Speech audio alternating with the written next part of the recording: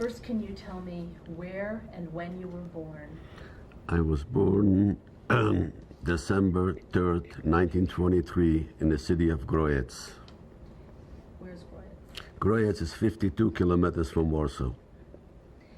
And can you tell me something about your life in your village or City. Prior to the war? What your life was like growing up? Prior to the war, it was a quiet city. We had 5,200 Jewish inhabitants in the city. We had one cinema. My father's occupation was he leased out orchards from farmers. We usually gathered the fruit and took it to market to Warsaw. And for the fall, the fruit that we were able to hold for the winter, we kept it in cellars. And through the winter, we picked out the ripe ones and took it to the market. My older two brothers were tailors. I finished 2.5 years apprentice as a tailor to the war. And one of my sisters was a machine operator in shirts. My older sister took care of the family in the house because my mother was sick always. And the youngest one was in school. And there wasn't much exciting in the city, as far as I feel. But that's about all I could tell you, unless you have more questions. I think I do. If you could tell me your parents' names. My father's name was Sana Liber, and my mother's name and maiden name was Shadel Groman. And why don't you tell me something about Jewish life in Grojec? Jewish life was like anywhere else in Europe. The people were mostly observant people, about 90%, I could say. Jewish life, holidays, observed the Sabbath, went to shul, kept kosher, most of them. And the Jewish elder were involved in city government, some of them. Some of them were involved in Jewish life, committees for, they had a committee for burial, they had a committee to help poor people. And this was, people were occupied in businesses. A lot of people had stores, liquor stores. There was one big one because you had to have permission from the government. There were grocery stores, restaurants. Then there was also a market day, was Thursday, that people, the farmers used to bring the products to sell. And people used to put up stands to sell suits, shoes, all necessities for people's everyday life. And this was the city of Grojec. And for you, what was Jewish life like with your family in Grojec? We kept a kosher house. My mother did. We were not Hasidic. My father attended shul every Saturday, Friday night, Saturday, holidays, but not every day. We had no chance, actually. If we prayed at home because we were preoccupied making a living. Most of the religious people had businesses that they kept on Saturdays closed, so they were able to observe holidays more than. Although if we had to go also with horses and wagon to deliver fruit, we didn't drive on Saturday. We didn't ride on Saturday. We sent somebody non-Jewish to take the load to Warsaw. And this was the life. This, as I remember it. What was it like with your brothers and sisters as a child? Actually, we had no quarrels. Like, as I remember, we were a tight family. We had to be tight. We only lived in two small bedrooms and a kitchen. There were no living rooms or dens or this. Only a millionaire could afford a house like an apartment like this, and you have to be today a millionaire to afford it too. Anyway, we were very close. Everybody went about his business, went to work, and whoever stayed home was house cleaning, cooking, and preparing for the men to come home. Did you experience any sort of anti-Semitism? What kind of anti-Semitism did you experience before the war? It started like when Hitler came to power. He planted the fifth column, what they call it, you know. They had a lot of Volksdeutsch, what they call Germans born in Poland. This were the easiest people for him to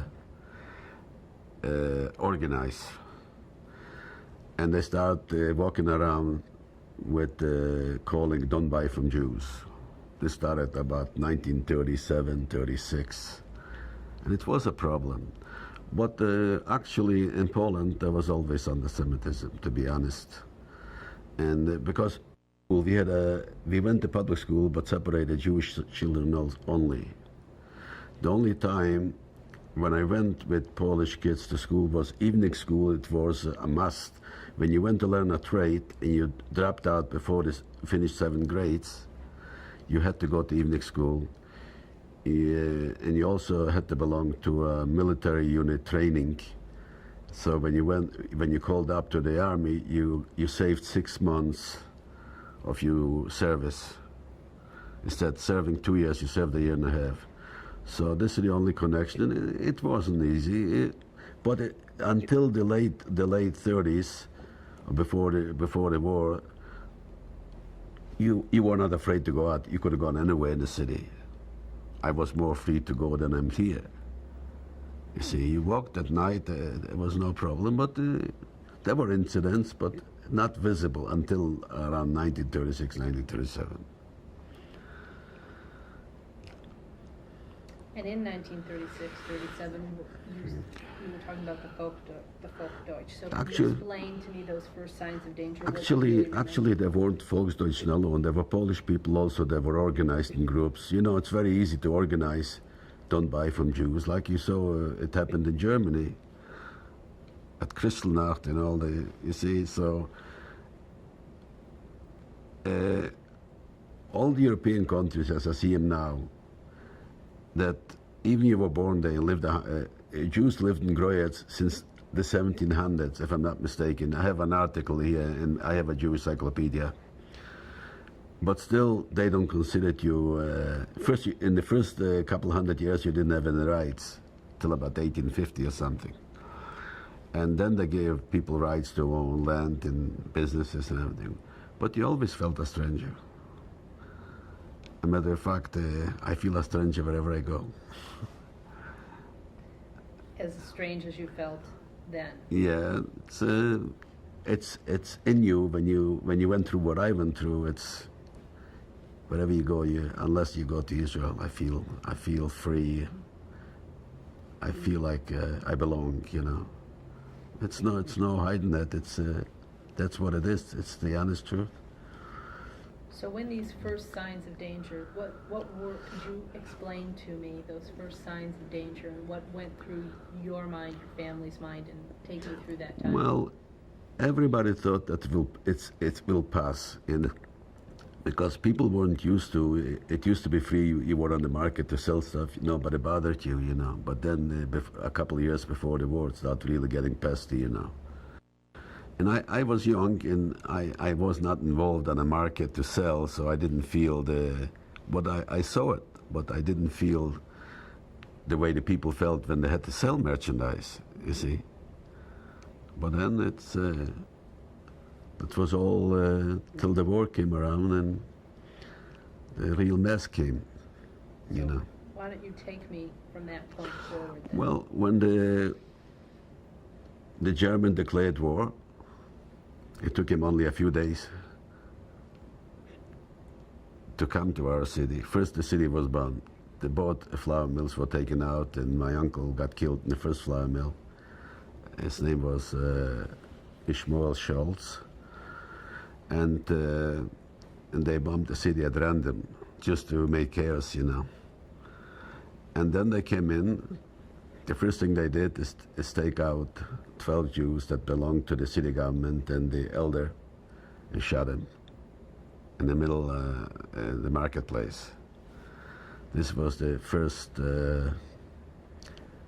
taste of the German brutality. And then a lot of us escaped. We warned actually 4 kilometers in our orchards that we were gathering the fruit for the fall already. And the Germans came in. We heard the news about what happened in the city. And I was always the one that took the initiative. And I went into the city and I saw what's going on. And the next day they came in and they parked the tanks under the trees. They were still fighting for Warsaw. And a day or two after they parked the tanks under the trees in the orchards, they were pushed back from Warsaw by the Polish defenders a few kilometers. So they picked up men from 15 to 50 and me up and my father, and they took us to the city jail, kept us overnight. You know, rumors were going around that maybe they'll mine the jail or whatever. Next morning they marched us out, 6 white, about 30 people, Poles and Jews. They marched us in a dirt road to a city, Biala, without water, without food. If you ran for a little water that people used to hand out, you were shot. On the way, we lost about 3-4 dozen people.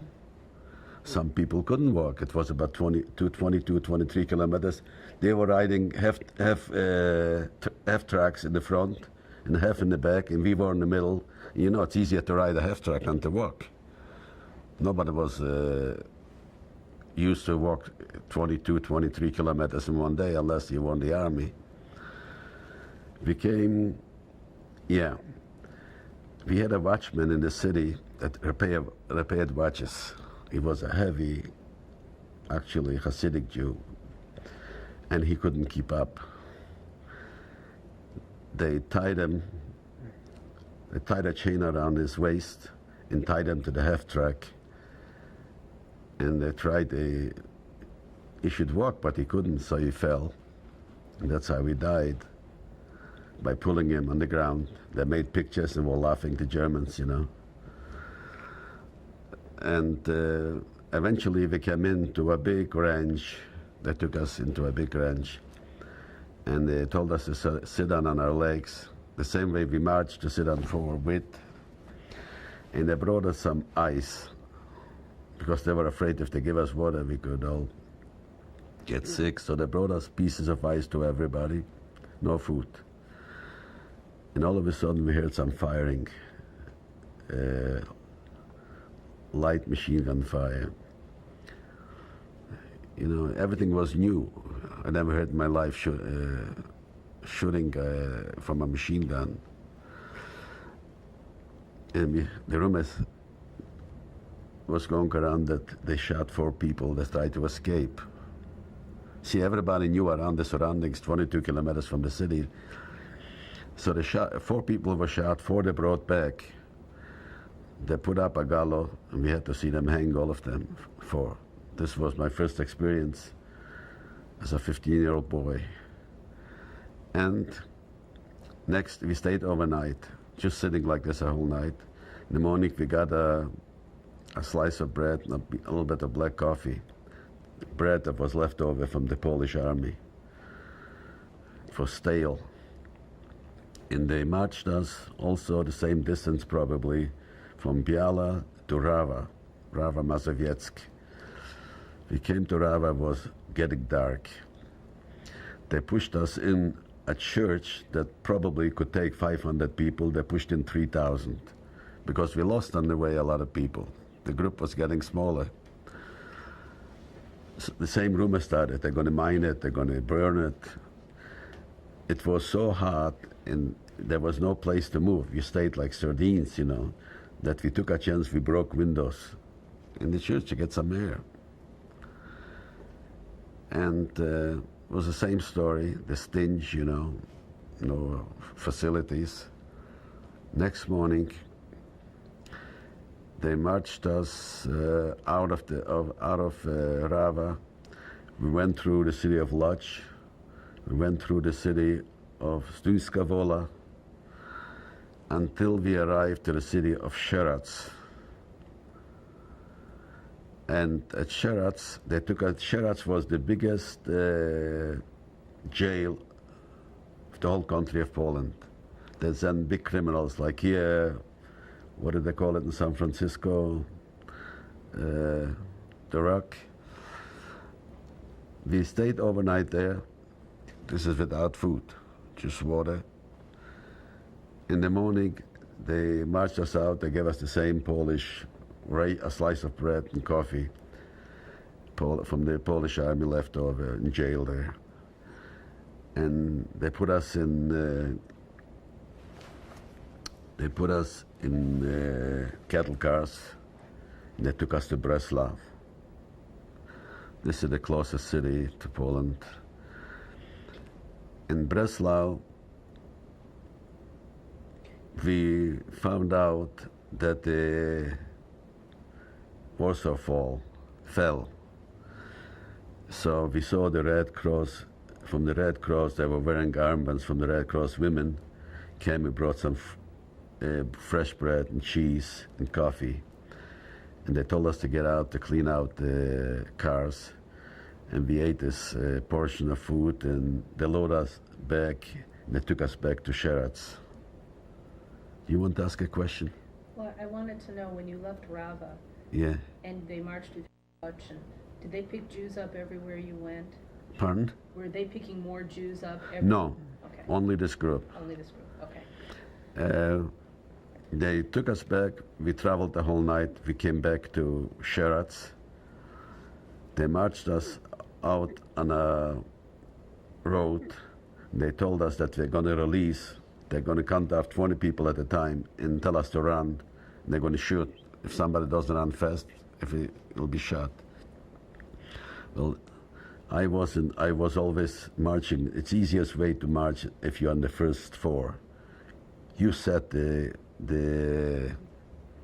how do you say it, the pace. If you no matter how fast you walk, if you're behind, you always fall behind.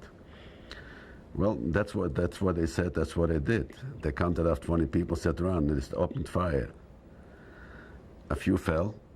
My father was hit in the thigh, and I pushed my father in there were ditches on both sides of the road, and I jumped in. I told him to walk, and bend down and walk, you know, and we walked away. And then let's say, I don't know how far we went. It went through the skin, a bullet. So I tear off a piece of my shirt and I tied it around, and I held them up, and we walked away, and we saw a village. We walked into the village, and I told them my father was shot, and they gave me some real gauze bandage around, and I cleaned it out and asked for some iodine. I figured at least it wouldn't get infected. And I put some iodine and I tied it around, and they made him like a crutch, you know, to be able to walk. And it took us about 7-8 days to walk home, because the roads were crowded with army units going back and forth, you know. And you also you had to walk not on the main road because you were afraid you're going to be picked up for work. That's what some did. They came to lodge, and some people were picked up and held 4 weeks for work. When they came home, they told us, we came home, was about the time of Sukkot. You know, the city was deserted. They were already taking people to work. Well, we came home, we couldn't recognize the city. My parents, first of all, they confiscated everything. They told us to get out of the orchards. They took whatever they wanted. They took over the whole range with everything. Horses, wagons, they needed everything. Well, so the family came to the city. Came to the city, they started taking people to work. The first work I encountered was they took me to spread manure with my hands. This was like not considered work. It was like can't find a word for it. To downgrade us, let's say. This is the best. To break your spirit. This is the best I could figure out. Well, we worked a few days on this. Then they took us to other work, to load, to unload. You know, it's a war. Past a couple of months, the winter came. The winter came that started taking us to, this is no pay. No food, no pay.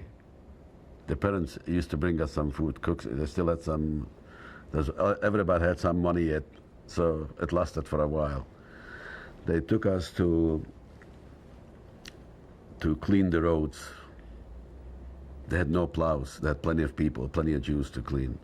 Well, everybody needed a shovel. How many shovels did a person have in a house? He had 1 or 2. And if you took 4 or 5 people, they make you clean the snow with your hands. This is the truth. Clean the roads with the snow with your hands. You came home, you cleaned the roads, you went out about 10, 15 kilometers. When you were walking back, the wind blew the snow back to the road. You walked in the snow up to your knees. Before you closed right, in the morning, 4 o'clock, they took you again to work. This went on until they started bringing in, they told us to stay in one area. It wasn't actually like closed ghetto, like with police or SS. But they told us, they started bringing in people from villages, from small towns. Ours was considered a big city, as cities go in Poland. And in the meantime, they took over the post office, and the SS moved in for a torture chamber. If they found you in a train or in a bus that you went somewhere as a Jew, they took you there and never came out. And this was going on through the winter. When the summer came, the rumor was starting that we're going to go to Warsaw Ghetto. This was already from 1939, and I'm thinking if I didn't skip anything. Yeah, they formed a Judenrat in the city. They usually picked people that are not any better than the Germans. And if you were a friend of theirs, they got you out of the working situation. If not, they picked the poor people or the people that didn't care for them. They made them work, you know.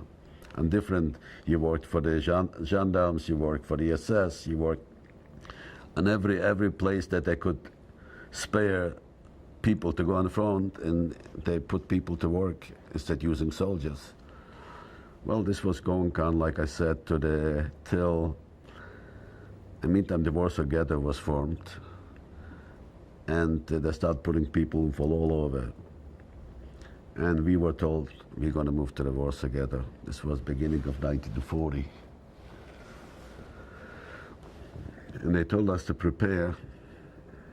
The Judenrat told us to prepare, put in everything in suitcases. You couldn't take any furniture. You could only take what you could carry. And they tricked us to put everything together. Then when we had to go to the ghetto,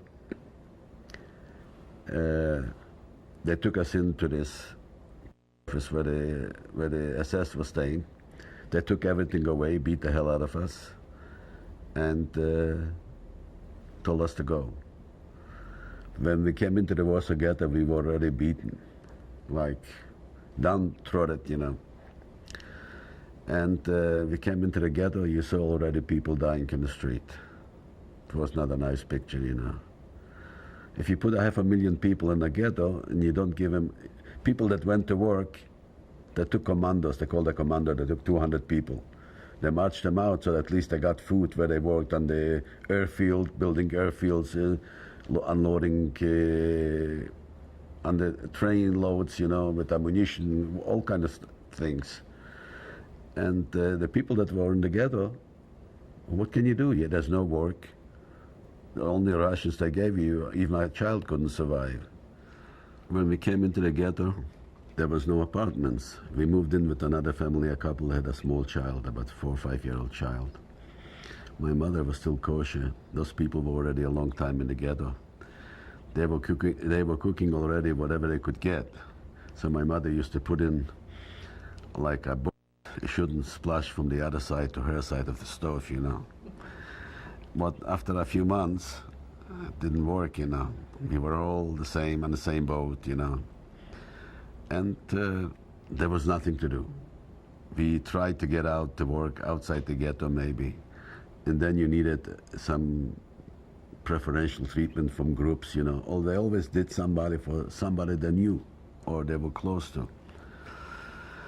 Anyways, I said that to my family. I was always the initiator, you know, the youngest of the brothers. I said, I cannot stay here. If there's nothing to do, you can't work, you can't live. I saw people dying in the street. Every few minutes somebody was covered with a paper. And this was a whole day. This was not just one or two, hundreds. So my brother had a leather suitcase, a leather case actually.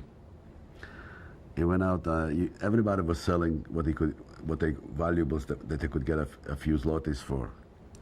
He went and sold it for 5 zlotys. 5 zlotys was the equivalent to $1. And he gave it to me, he said, you want to go? Go. I took this money and the next morning I jumped over the fence. It was on Platz Parisowski. If somebody will ever see it, maybe he'll know where it was. The street was what was it?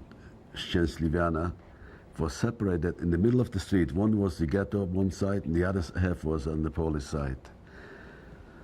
And I jumped over the fence. I was lucky that there was nobody around because there was an order, if you deliver a Jew, you're going to get a kilo sugar, 2.5 pounds of sugar. There was nobody there, and another boy tugged down, and he said he also wants to go, from the same city, he wants to go. So okay, we both went, and we marched close to the road. We shouldn't get lost to the main road. And we walked in one day, actually 2 days, we made it to Grojec. We slept over, I don't remember where we slept over the night. We came to Grojec. He lived in a street that there were 2 brothers, locksmiths, and they were communists. And when we came there, they saw us. They said, look, you know me, I'm not going to take you to the Germans, but if anybody else sees you here, it wouldn't take him even 2 seconds to take you to the Germans. They gave us some bread and told them, march on. We marched on. It took us another day to get to Białobrzegi. I had 2 cousins in Białobrzegi. When I came to Białobrzegi, this is actually the picture that I showed you. He lived in Białobrzegi, and when we came to Białobrzegi, he says, what are you doing here? It's the same mess here as in Warsaw Ghetto. The only way people survive here is they go to the villages and beg for some food. There's no work, there's nothing. And I saw the mess also. People were walking in the street, they walked and fell dead, just like that. Well, how long he let me sleep on the floor. He actually was with his in-laws still living there, and I slept on the floor, and look, how long can you sit? They didn't have anything in themselves, so I started going to the villages, but I had to cross a bridge. It's the second biggest waterway in Poland. It's called Pilica. And there were German guards on the bridge from either side. I walked out the first day and my stomach was working because I knew if the Germans catch you, they shoot you. They shot a lot of people. And as I walked out, I had a hat, a winter hat, and I saw a guy, also a poor guy, was going around there, and he was wearing a hat from the gymnasium. And I asked, let's exchange it, so I'm not going to look Jewish. And also the hats they were wearing, not today the guys in college that they act up, it wasn't those days too. Every year they finished a year of school, they used to make 2 cuts in the hat, you know. So the hat had quite a few cuts, you know. And I took this hat and I walked to the village, and you used to say, praise God, you know, in Polish, you know, like you did. And some of them asked you, where's your family, where's your parents? I said, they shipped us out from Silesia. I don't know where my parents are. I'm alone. They shipped us apart. They shipped them in a different direction, me in a different direction. Oh, they felt sorry for me. They gave me some food. And I worked on a whole day, and I came home, someday I came home with a lot of food. So, bread, potatoes, anything you could get to eat. Then one day, my father came. I walk out to the village, I see my father on the road. I say, what do you do? How do you come here? He says he also escaped. So I had 2 in the family already here. So this was going on. Then my mother came, and my younger sister came. My 2 brothers were working in a factory out of Warsaw for the Germans, and my sisters were working on a big farm also out of around outskirts of Warsaw. Anyway, I walked to these villages. For every day you had to change a village. You couldn't go every day to the same people, you see. One day my mother said she wants to go with me. I say, the only thing it's going to be for me is a hardship, because they'll recognize you as a middle-aged person and you wouldn't be able to keep up with me. She insisted she wants to go. So I say, okay, you want to go? We're going to go. We go across the bridge, we go into the first village, we encounter 4 Polish people and a policeman. Where are you going? You know, Jews. You're carrying the typhoid fever here to our villages. And they're going to take us to the Germans. I recognize the policeman. When I was an apprentice, my boss used to make uniforms for the police. And he was one of them. He was a policeman in our city. And I called him by the name. I say, what are you going to gain? He'll take us. We'll go back. If you don't want us here, we'll go back. No, the other 4, they want to take us to the Germans. He actually couldn't look in my face. You know, he knew. I told him where I worked, and I told him his name and everything. They walked aside, and they made up their mind they're going to take us across the water. And I thought they're going to take us across. They took us 3/4 across, and they pushed us in the water. I don't swim, and my mother doesn't swim. And it's a big waterway. Even 3/4 across, it's still deep. I don't know, it must have been a miracle. I don't believe in miracles, but it must have been a miracle. I hold my mother's hand with one hand. I was splashing, like you see a doggy splashing in the water. That's how we came to the end of the waterway. We came out, we both wet. We have no other clothes to change. My mother was shivering like a fish out of the water. And we sat there 2 hours because we couldn't walk into the city dripping wet. So we sat there about 2 hours. The wind dried us out a little bit, and we came home with nothing to eat, nothing. Wet. It's funny now. It wasn't funny then. And I said to my parents, I have to move on again. There's nothing I can do here.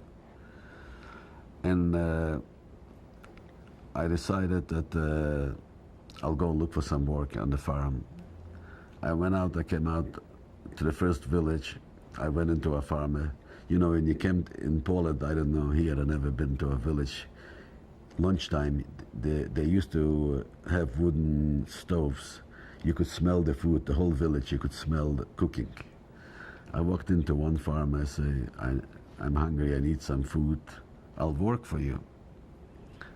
He says, a Jewish boy cannot work on a farm. I say, why don't you try me? Don't give me the food before I do some work. He says, okay, I'll go and eat lunch. And then gave me a pitchfork and said, if you'll throw out some manure from the stable, you'll get lunch. I went in, only sparks were going, you know. I wanted to show him that I could work because I was used to it. We had horses, so I knew how to operate. He came out after lunch. He crossed himself. He couldn't believe it. He couldn't see the door from the stable. He came over and says, I don't believe it. He called his wife, Mama, give the little Jew some food. She brought out a plate, you know, with potatoes and some borscht and all this, a slice of bread. I ate. I said, if you want to stay, I'll keep you as long as I need you. I said, fine. You could sleep in the what do you call it?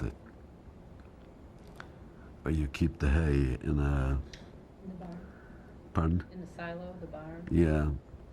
And I worked there about 3 months until the fall came around. In the wintertime, they had no work. You know, the fields are plowed and seed, and the only work they have around the house, so they could do it themselves. I had to march on again. I walked to the next village. It took a few miles. I saw a rich kid. He was in the same class with me in school, from a rich family. He was herding cows. He didn't want to look in my face. He was afraid also. I went into one farmer, the same story. You're not going to be able to. How could you? Jews don't work on a farm. Actually, we had Jewish farmers around our city, plenty. I say, what do you have to lose? You try me, and if it doesn't work out, you tell me to go. Okay, he tells me, harness the horses. You know, the Polish help takes one horse, puts it into the wagon, takes the other horse. With us, we had different systems, you know, to do it faster. I took both horses out at the same time, harnessed them. It took me split seconds. Same story, you know. He couldn't believe it. Okay, the other help, the main help, his name was Bolek. He said, you'll go with him. They used to pick up manure from the gendarmes. Said in the forest they had stables. So they paid 2 zlotys, like a half a dollar. And they picked up as much as they could load on a wagon. So I went with him, and we loaded a wagon of manure. We came back and gave us lunch. And he told us after we finished lunch we should go again. I say, tell me, could you give me permission to load this wagon? Really, I'll bring you a double wagon for the same money, because this is not enough, I say. He says, how are you going to do it? I'll say, if you give me permission, I'll come back with that wagon, you'll see. I went and I told the other guy, I said, first we'll load inside the wagon, then we'll make a pyramid over the wagon. Come to a pyramid. I came back with the wagon, the horses couldn't pull it. He says, he talked to God, you know. He has a double wagon here for the same price. Well, I worked in this place quiet for a long time. I actually plowed, and I learned how, and I all work in the farm, whatever. And one day, a poor farmer, the house burned down right across from where I worked. And they helped each other, so he said I should go with the wagon and help bring home some logs to build another house. I went, and they stayed, the other farmers stayed. They don't know how to load it. And I turned the wagon sideways and put chains, and the horses pulled the logs, that the wagon came back straight by itself. It fell into the wagon, actually. They couldn't believe it, what's happening. It took me about a half an hour to load all the wagons. I came back, it went around the village that this farmer has a Jewish boy that is just unbelievable. He knows everything. Everybody wants to hire me. But then right after that, they distributed some leaflets to the farmers that anybody who will keep a Jew, the family will be shot. He came over to me. He says, I love your work and I would like you to work, but I cannot take a chance with my family. See, read it yourself.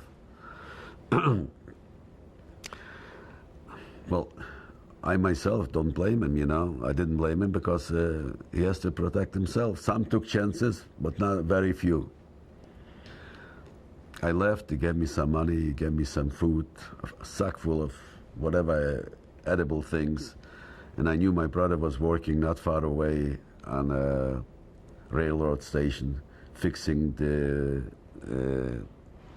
railroad, what do you call it? The ties? The railroad lines, they used to put The railroad ties. yeah. I came in there, half the people have typhoid fever already. They sleep on the floor on straw. You have about 40 people sleeping on the floor. I had nowhere to go. I had to take a chance. I started working there, and I became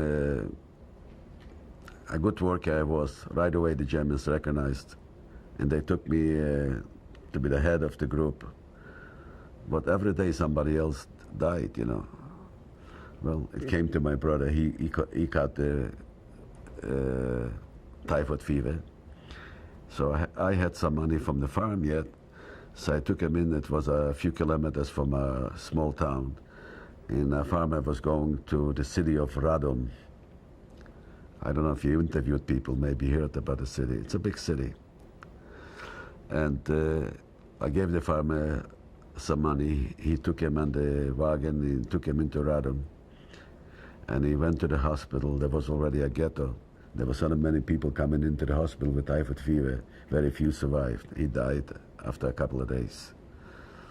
Then I came down with it. I went like I considered home. My parents were living in considered a shack, because you had no money to pay rent, so whatever you could get, you moved in. Let me think. Anyway, I came back and I told them I'm sick. How did this affect all of them and the death of your brother? How did this all affect you? They asked my father to come and pick up the clothes. So he walked quite a way. But he had some friends on the way that also he used to meet in Warsaw on the market. So he stopped over there and had some food. And how it affected, it was the first casualty in our family. And it affected us all. And I came down with it. There was no food. I had such a high temperature that I was talking out of my head, you know. My mother told me later. The only thing she kept giving me is hot water, and she had some alcohol rubbed on with alcohol and cold water to keep the temperature down. And I survived. When I survived, I came out of it. I couldn't walk. I was so weak. I couldn't get out. I couldn't stand on my feet. My father was working. There were so many to bury. He was digging graves for the dead people. And that's how we got some money. But it was very little. We were 4 people. Then my oldest brother came in. They told him to leave, to dissolve this place. They don't need him anymore, so he came in. So we were 5 already in the shack. His boss that he used to work in Grojec happened to be there also, so he hired him. And he did some work for him.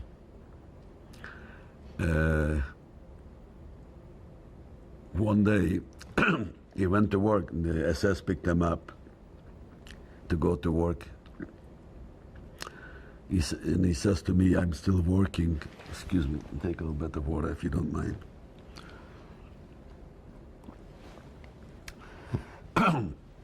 I'm still working. I could still help my family. And maybe you'll go for me. So he asked the assessment if I could go for him. He says, I don't care as long as I have a person to work. So I went. They took us 4 kilometers from Yalobzhegi. It was a big ranch. And they assigned me to work in the stables to clean horses. Gave me 4 horses, white horses to clean. I couldn't even reach up to the top. They give you a brush and a scrub and to clean the horses. You clean the horses every morning. Let's say you got up 5 o'clock. You took him for an inspection. They were wearing white gloves. Go against the grain. Every time I got a beating. They're not clean enough. This was going on for weeks, you know. I was restless again, because if you stay in a situation like this, you know that the end will come. They'll beat you to death. And one day I was so tired from the beating and getting up early and not getting enough food, I put my hand on the trough and I put one foot on the pitchfork that I used to clean the stable, and I dozed off. And a Volksdeutsch came in with a rope to go and bring hay for the horses, and he saw me dozing off, and he hit me with a heavy side.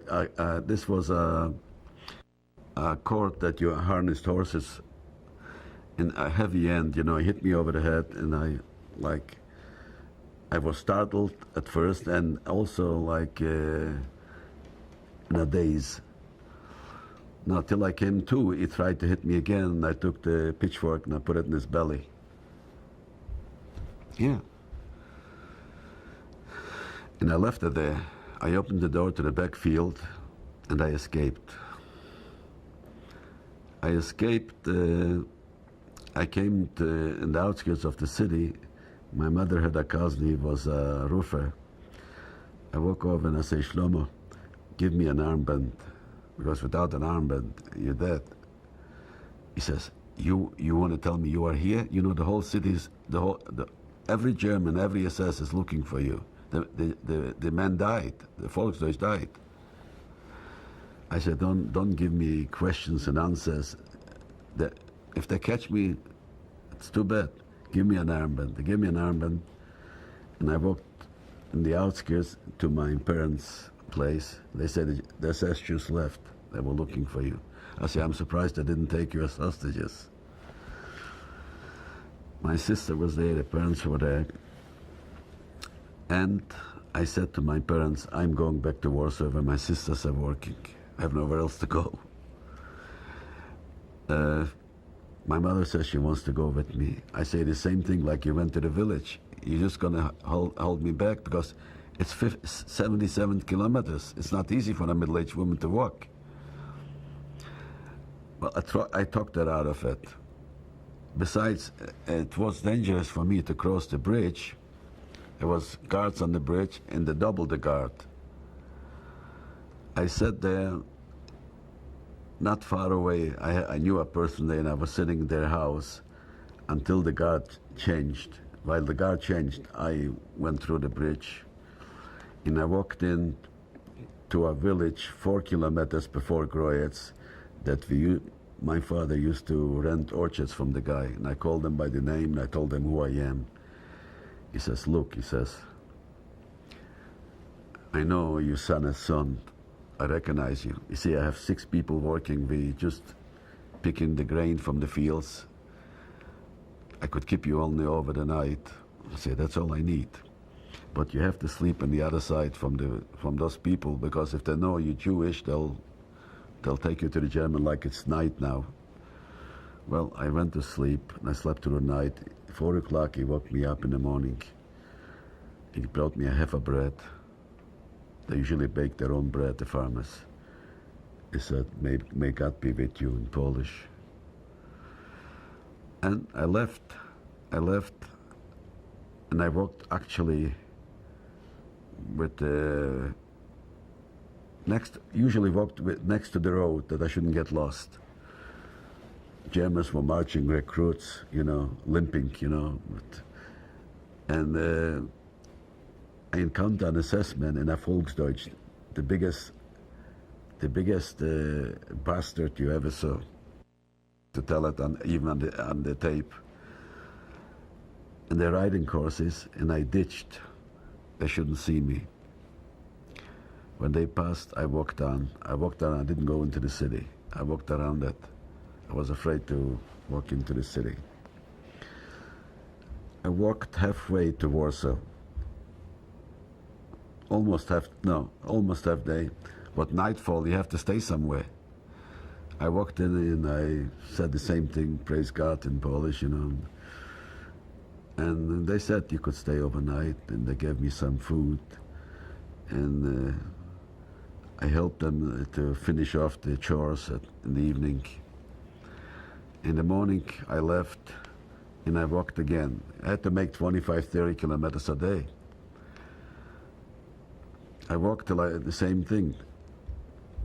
Nightfall, I had to go somewhere. I went into a village, and same thing. I told them I'll help them, and they should let me stay overnight. It was Saturday night. Sunday morning, all the people are going to church, and this was scary, I had to go to the right to go to the road. I had to go left, make a longer stretch, because I was afraid to go through those people. The day came, by the nightfall, I came into Warsaw. You see the merry-go-rounds, children playing, and you feel bad. Here you feel so downtrodden, and here people enjoying themselves. And when you're young, you take risks. Don't you think I took the streetcar? I took the streetcar because it was a long way. It's in the outskirts of Warsaw. Germans were with Polish girls in the streetcar laughing, joking, and I was standing looking out the window, nobody should see me. It was Sunday. I came to the gate when my sisters were working. Nobody was working. They were sitting next to the fence. There were two sisters also working there from our city. She noticed me, and she yelled to my sisters, "Your brother's here. Your brother's here." They looked around. They couldn't do anything. They told me wait till nightfall. I'm thinking back if I'm not missing out anything. I waited till nightfall. They took me in. They gave me some food and asked me questions. They didn't know if we are alive even. Asked me questions, and they say that the foreman is a German and he doesn't let one more Jew come in here. I was hidden in a bed, covered up for 2 weeks. I didn't get out. A whole day I was lying in a bed, covered up over my face, over my head, with a blanket, till somebody squealed. And this foreman came in and told my sisters that he knows that they're hiding me here. Well, if somebody squealed, there's no way out of it. So they start begging him, working on him, please, this and that. Well, they persuaded him he should let me stay. Was this a Judenrat, or who was this man? The man was a German. He was the foreman of the whole ranch, Okay. And I presented myself to him. He gave me a job because in the wartime people used to steal from the fields. They used to have tomatoes, potatoes, carrots, all this stuff, It was all stuff went for the German army. So he told me, he gave me some distance where my job is going to be to guard this field. And we had to change some weeks I had at night, and some weeks we had a dog and walked around with a German Shepherd, and this was the job. But still, I was restless. On the weekends, I used to go into the ghetto, bring out some blankets I bought and leather soles, shoes, and I came back and I sold it. I risked my life, but I always had to do something extra. You were working in the black market. Yeah, well, definitely. It's and we worked there for a while until the beginning, or either the end of 42 or beginning of 43, and the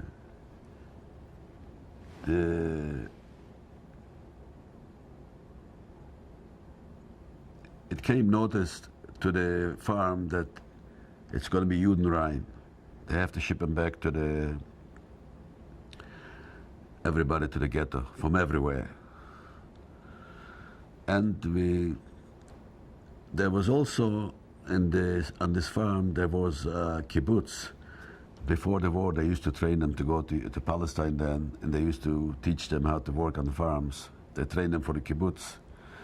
There was about 400 people, and the head of the kibbutz was a young lady. Leah was her name. And I knew all the people. We worked together. So we all went to the ghetto, and we sent to an area where the people were sent out already to occupy the houses and apartments. You went into some rooms, the dinner or lunch was on the table. They couldn't even finish it. They were taken out. And when we stayed there, the phone lines were still working, so we called. We knew that our aunt and uncle in the family is not far from us. We called them. They said we shouldn't stay there. We should come. And my cousin came and took us where they lived on the Liviana, to the same place where I escaped the ghetto, almost about 25, 30 feet from there. And we start working. My sister started working in the factory, and I started working. My sisters worked on the shirts, and I worked on the men's clothing to alter the gunshot holes from the uniforms, pants. I started working, and every time they picked up a few of us. If they caught you in the street, they picked you up, and they were right across the street was the Umschlagplatz. Did you ever hear what the word means, Umschlagplatz? Okay. The Umschlagplatz was the place that they shipped all the Jews out, either to Auschwitz or to Germany, mostly to Treblinka. It's a train depot. Right across, when I looked out from the factory, the window, you could see the Umschlagplatz. Well, if you interview more people, maybe they'll mention this. And they made us at first where they brought us in from the farm, and they placed us in those buildings. There was a small pickup, a few hundred people. They needed, every day they needed to fill up the trains. But those people from the kibbutz weren't going easily. They fought back right away. They were already organized with some weapons, and they fought back. Those two sisters that I mentioned, when they saw me at the farm first, they picked them up and sent them to a camp somewhere. Well, we were still working, and we were watching through the windows how they picked people up. As long as we were in the factory, we were safe. And one day, I sit in we had only one room. We got in one bed. We had to sleep across the bed, my two sisters and I. And if we had nothing to do, my aunt and uncle had a big apartment. So we went to sit there before we went to sleep, you know. And about 3-4 people from the underground comes in to they ring the bell, come into my uncle's place. And they say, you Israel Groman? Yeah, Wilson Groman. And I see the one guy from the kibbutz. Feifke, what are you doing here? He says, shh, I'll tell you later. Quiet, I'll tell you later. They were asking for some money to buy weapons, because my uncle was considered a rich man in the ghetto. You know, he wouldn't give him any money. They took one son, the middle one, the second one from the oldest. That's how I could describe it.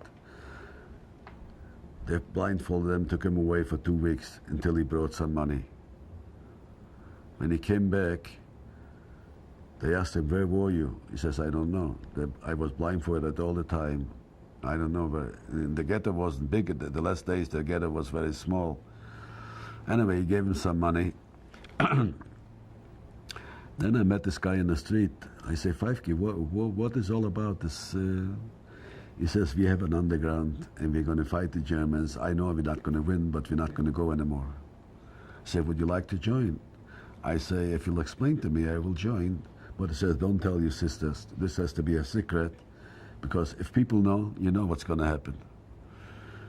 Well, they blindfolded me also and took me to a place I also didn't know where I'm going, where I'm coming. And I was explained.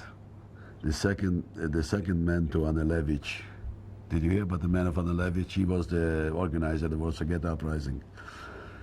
They gave me a gun, and they explained to me what our duties will be, that we'll meet once a month.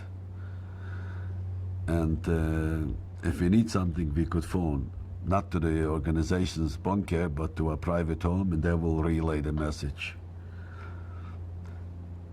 And I joined, and we were meeting every month. We were talking what's going to happen.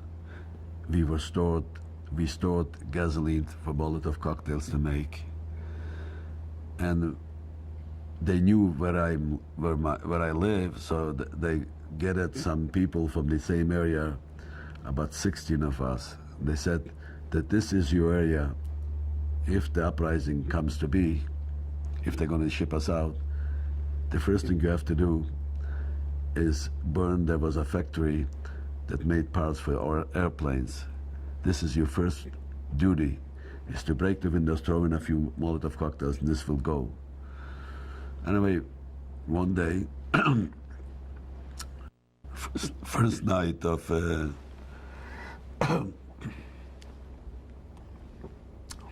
first Passover, excuse me, you might get my throat dry.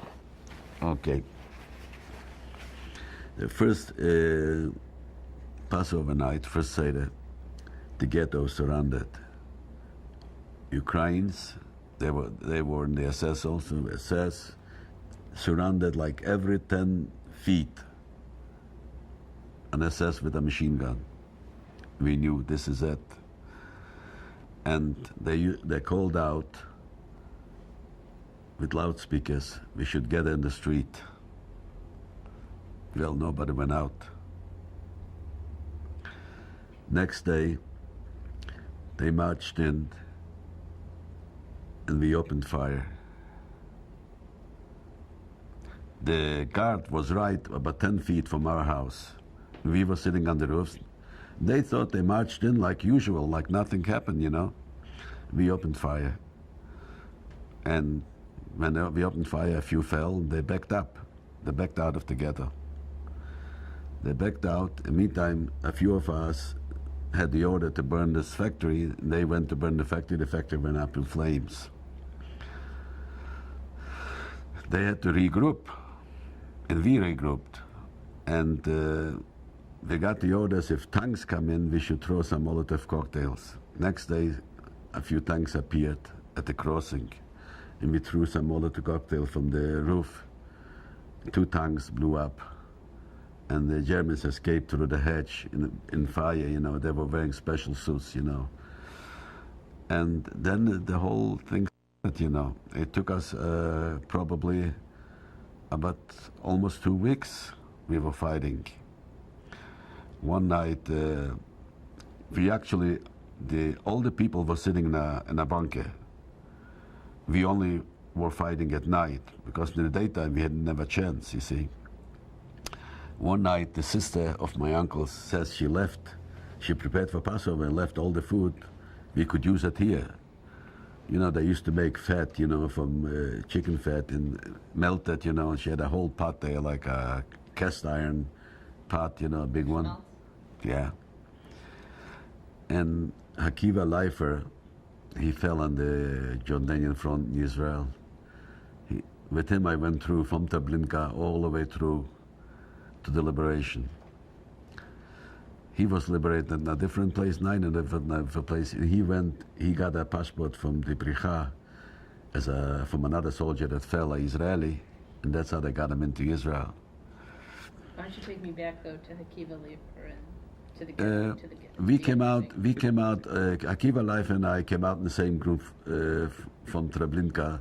This is later going on. No, so, but we need to back up, because you kind of jumped ahead. Let's go Yeah, back I to jumped war. ahead. I'm going to come back to Akiva Leifer. We went with Akiva Leifer to pick up this food in the ghetto.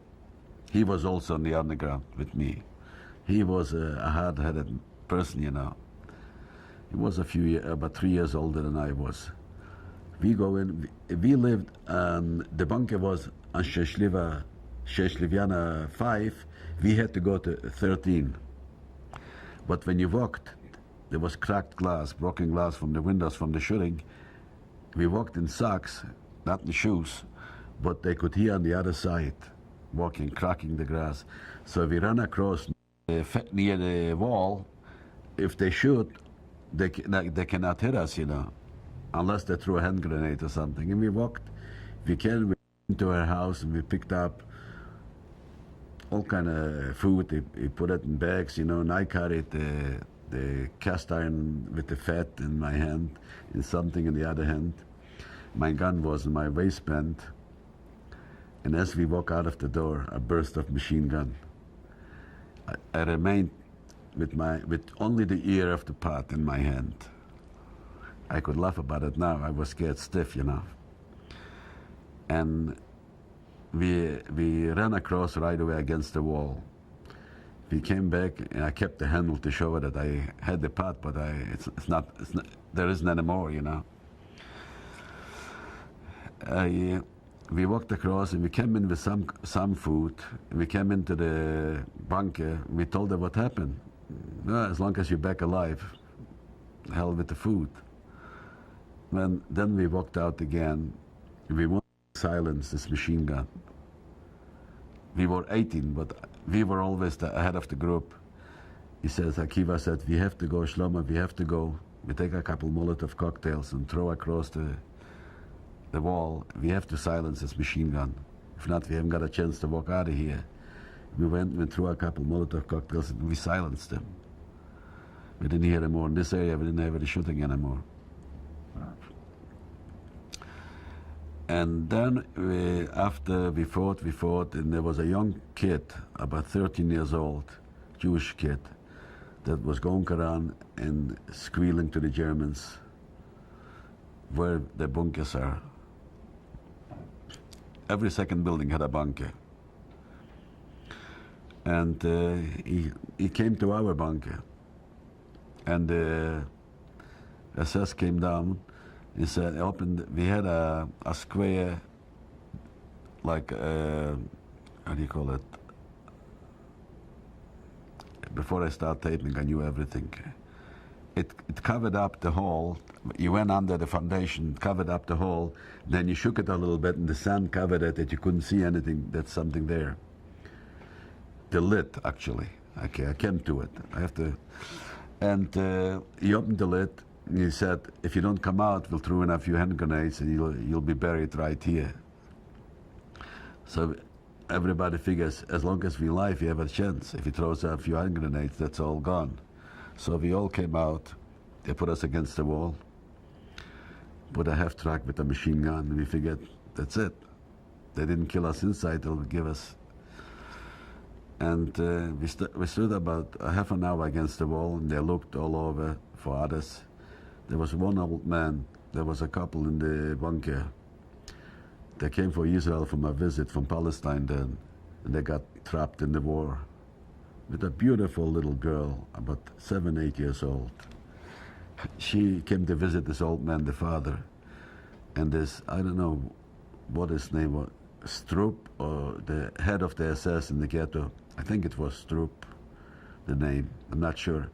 He took out a Mauser, a big gun, told him to walk in the backyard, and he shot him. He had a beard, you know, he looks like a religious man. And those two people also with their child went to Treblinka with us. And they marched us off to the Umschlagplatz. And they put us, you know, on a station you have this, a little house for the, what do you call they call, in German they call the station master.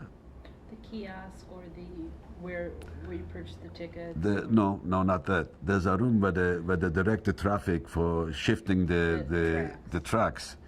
There's always, this little house could hold maybe, how big is it? I don't know. I can't even remember how. It was so small. They stuffed in about 3,000 people. In the nightfall, the Ukrainians were all drunk. Even they couldn't take the slaughter, so they were all drunk. They picked out teenagers, put them in the window, target practice. I knew I'll be next, you know. Only boys. Boys or men, who knows. They told them to stay in the window and they shot them between the eyes. So my sister said, go in the back of us, we'll cover you around that they don't see you. We stayed there till the morning. In the morning, they marched us out. There was a stack like hay, about 10 feet high, with dead people burning. They poured gas, put wood on it. And they put us in the cattle cars. And about 80 people in the car. You couldn't turn, just like sardines. The windows were wired or boarded up. 3,600 people. This were all, a lot of people from my city, you know, they were in the bakery business. And they survived for a while. They worked for the Germans and that. And the minute we went out, we came to the first station, we knew we were going to Treblinka because we knew the roads. If you go east, you were going to Auschwitz or to another camp. If you went west, you went to Treblinka. And we recognized the station that we're going the way to Treblinka. Now, everybody started panicking. Everybody was in panic. And we were traveling. It was a hot day in April. And we used to, some people had some money, so they gave a bottle to the Polish people on the station to give them some water.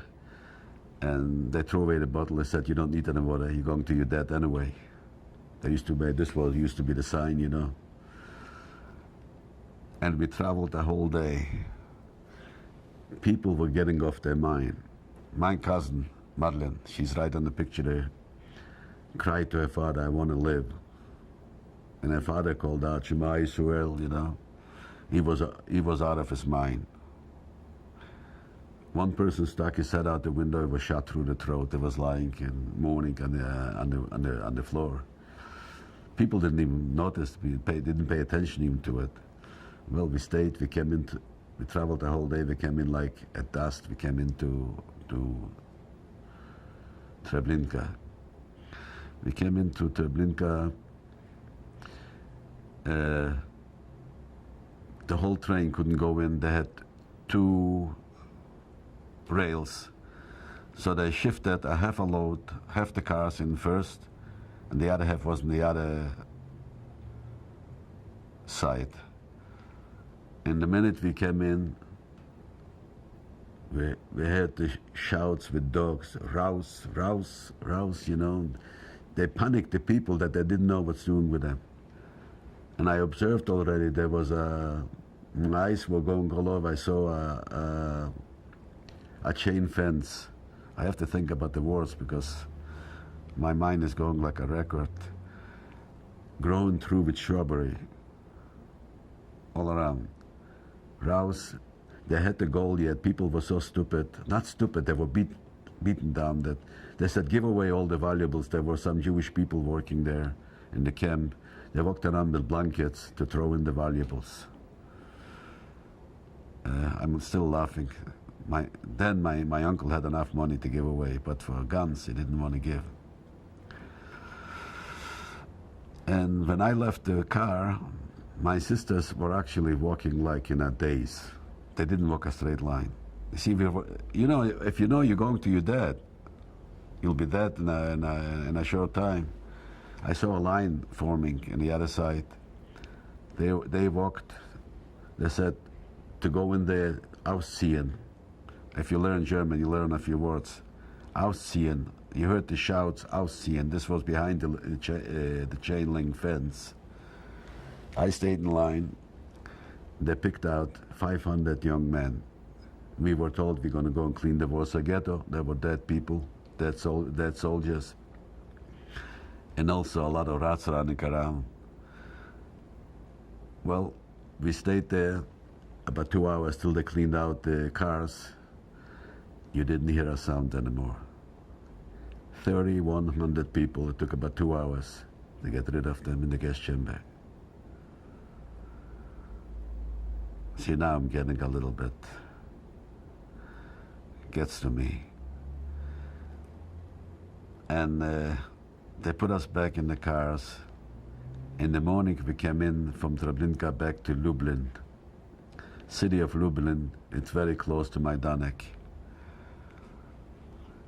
And they got...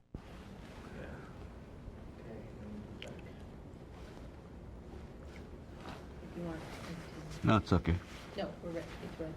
When he's ready, I'm ready. I He's told ready. you. He's ready. Okay.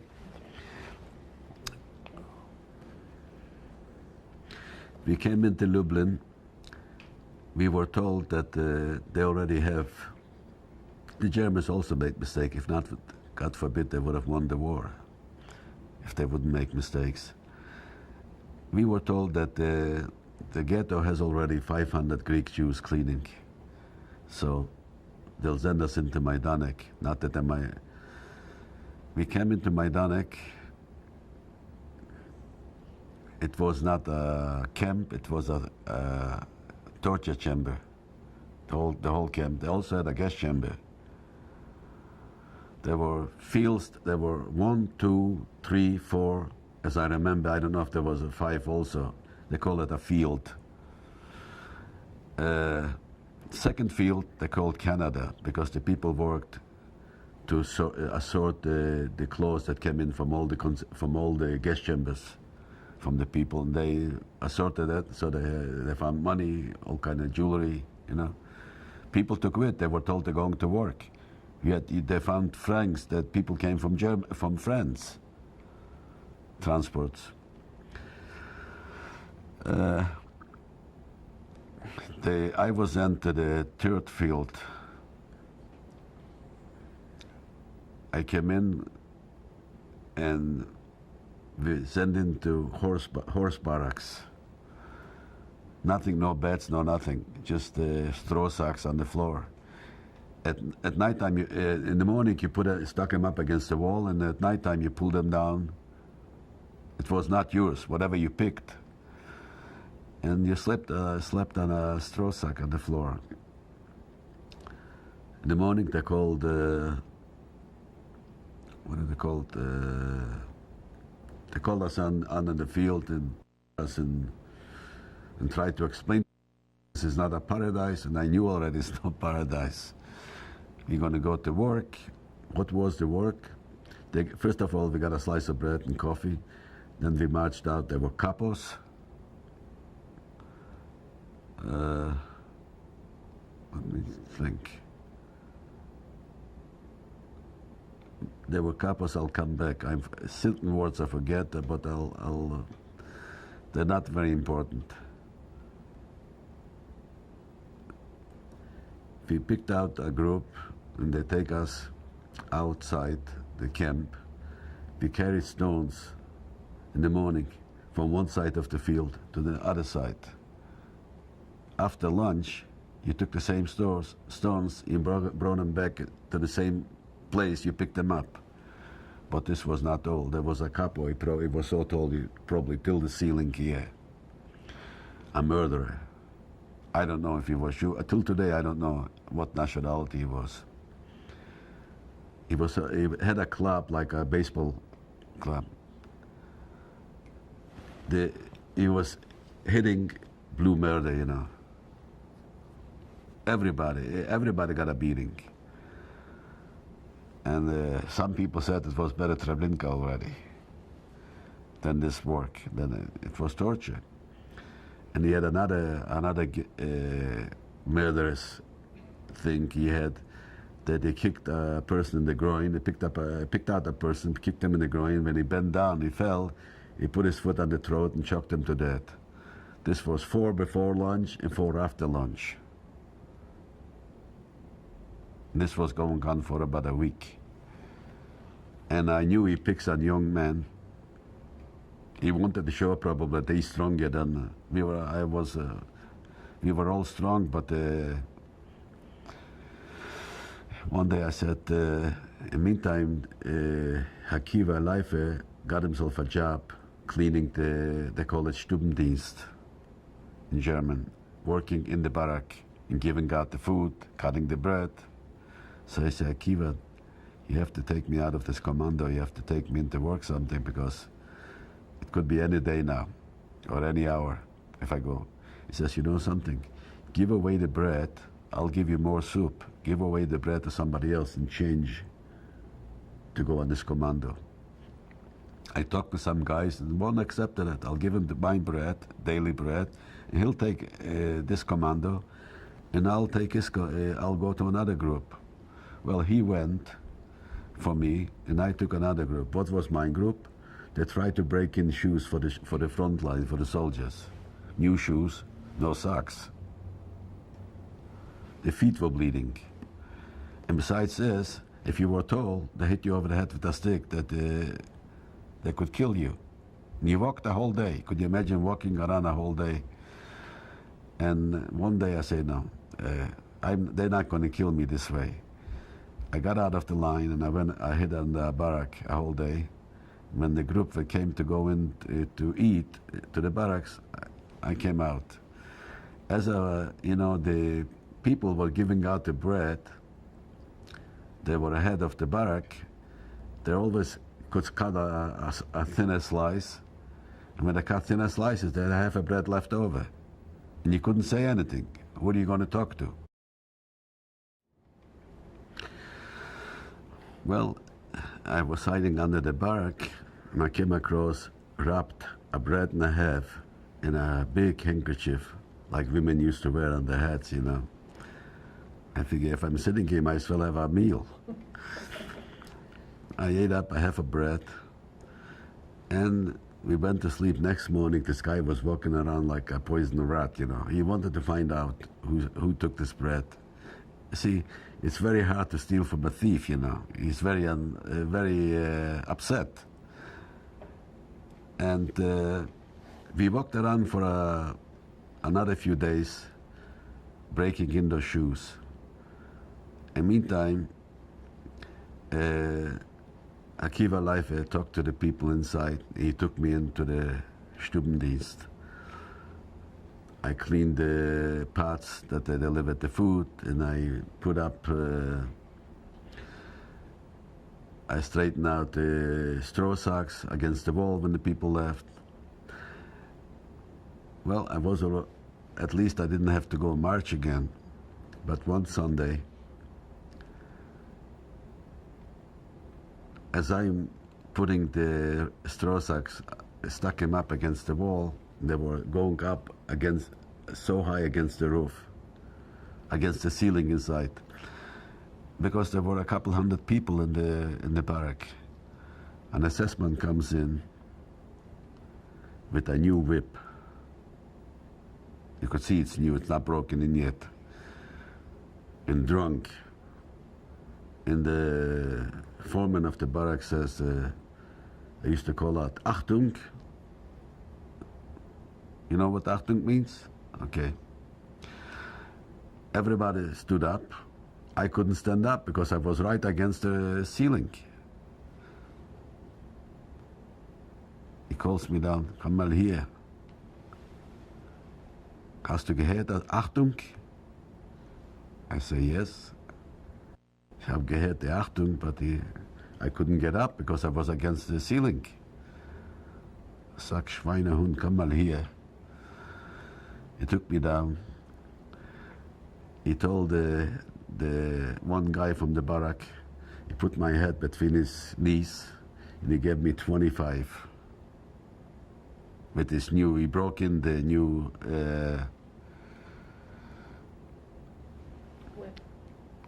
Well, I see for one thing, if the new New whip. whip. Okay. I got a beating like that I couldn't sit down for weeks. This Akiva Lifer brought me some cold towels and I applied to it.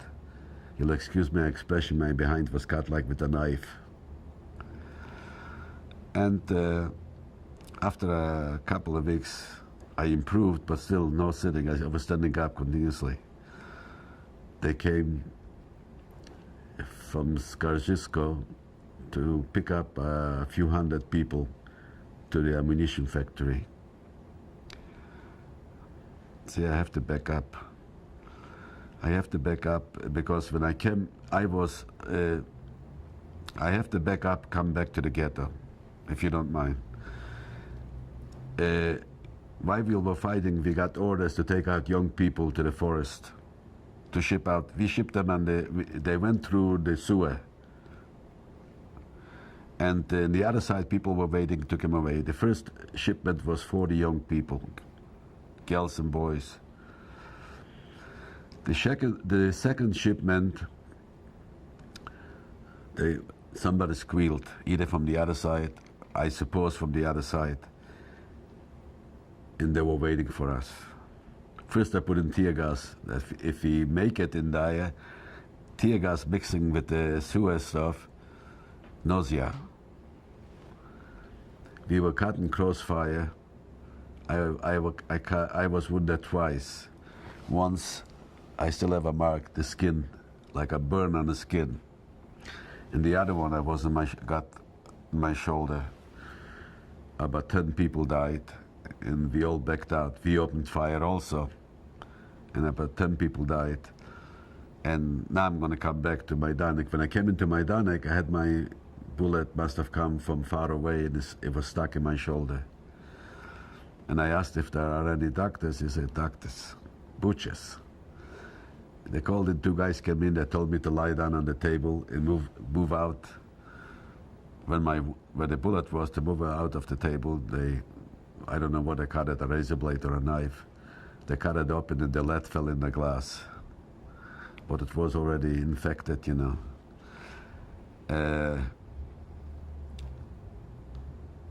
They put in some gauze. They washed it out, put in some gauze. The next day they came in, they started pulling it out. It was hurting like hell, you know. It was dry. But they did the best they could. They cleaned it out again. They put a Band-Aid about 2 inches wide on it. And then I'm coming back to going to Skaržisko. They picked the people to go to Skaržisko, and I went in line. I said, anything will be better than here. And they told us we're going to an ammunition factory to work. I stay in line, and they used to have the SA in SS. The SA was Hitler's first support group.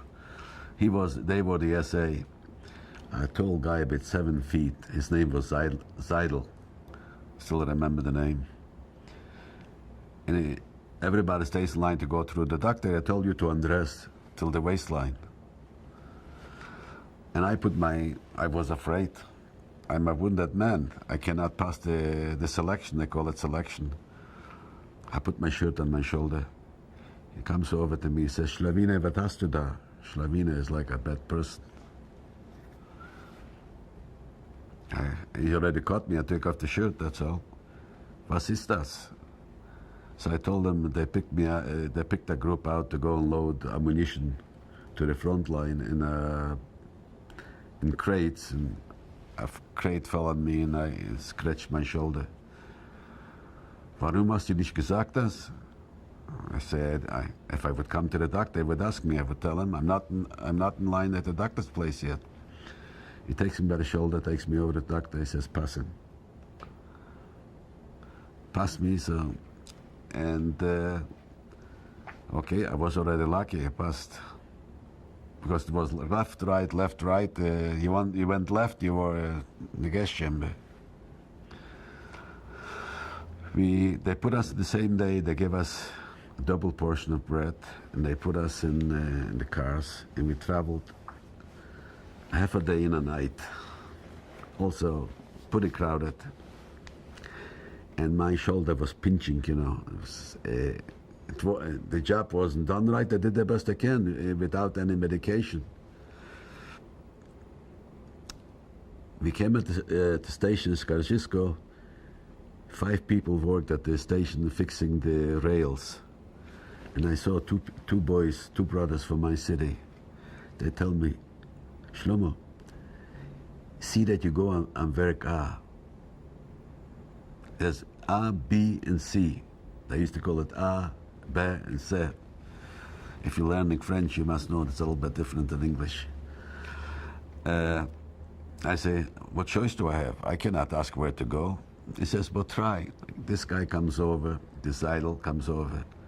It's funny, I don't know till today what told me, comes over, brings me like a trough for a horse. Das wirst du haben zum Fressen, for food. A metal can, it was black.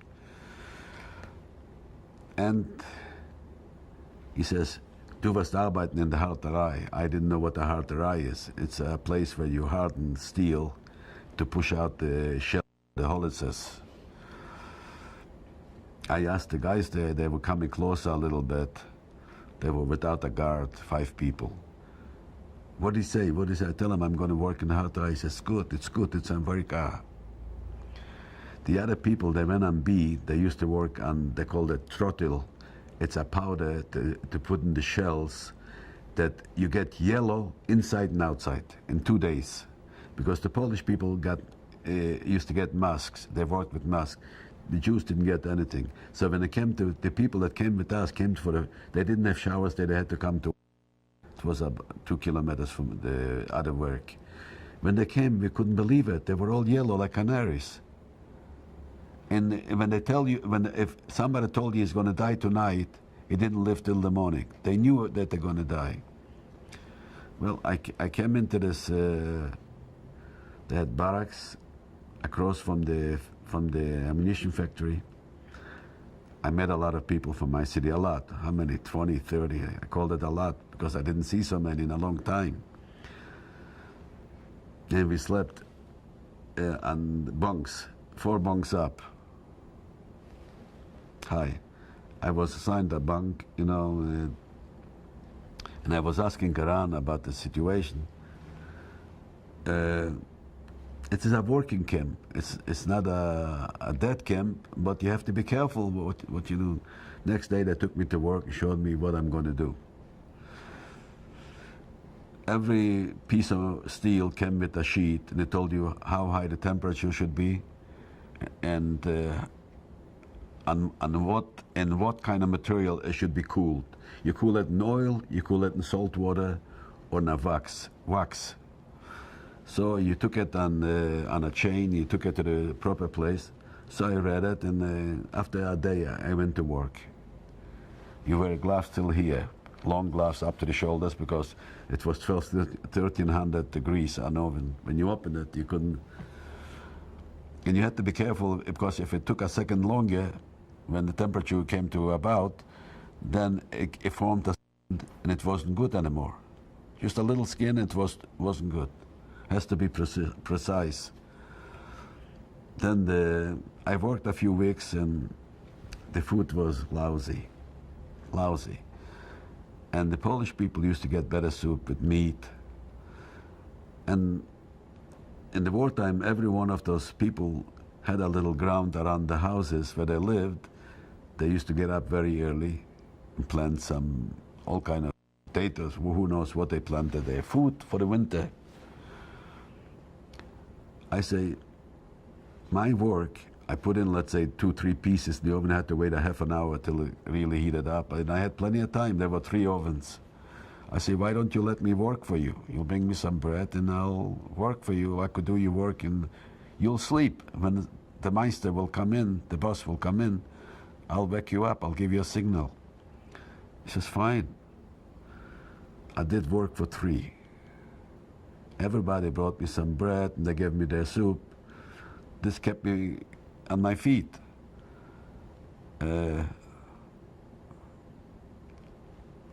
And but people were falling. One day, we walk home from the night shift. There was like a hunchback. See, the Germans, they couldn't go on the front line. They weren't fit. They gave him jobs in camps. And he stops the whole line. And he says, Liber, come mal here. And if you were called out, you know it's not a good sign. Takes a chair and puts me in a chair. I say, what did I do? Herr Kinnemann, was habe ich gemacht? Er hat gar nicht gemacht. Was schon sehen. Puts me on the chair and tells everybody to turn around. He says, warum is Liebe so rein? Why is Liebe so clean? He didn't know why, I knew. The people were working at machines that spilled a lot of oil. And there was no double close. That's what you had, that's it. Everybody stays and he yells, you know, sort of.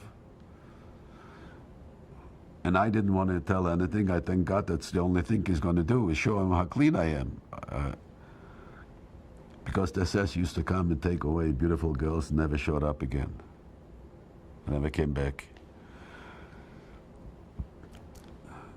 And then he took me down. He said, he told the people to go into camp. He said, asked me why. I say, when I come to work, I have the occasion. I have hot water, and I have a powder that we use to clean things in the harderei. And whenever I come in, I wash my clothes. I work night shift. In the morning, it dries out at the oven. It's so hot, and that's why I say, diese Leute haben nicht kein. They haven't got the same situation as I have. But still, he says, they could keep a little bit cleaner. There's water in the camp here, they could wash. Some neglected themselves. It was the worst thing if you went down with cleanliness. They hate it. Anyway, after this, I worked in this harderei for a long time. And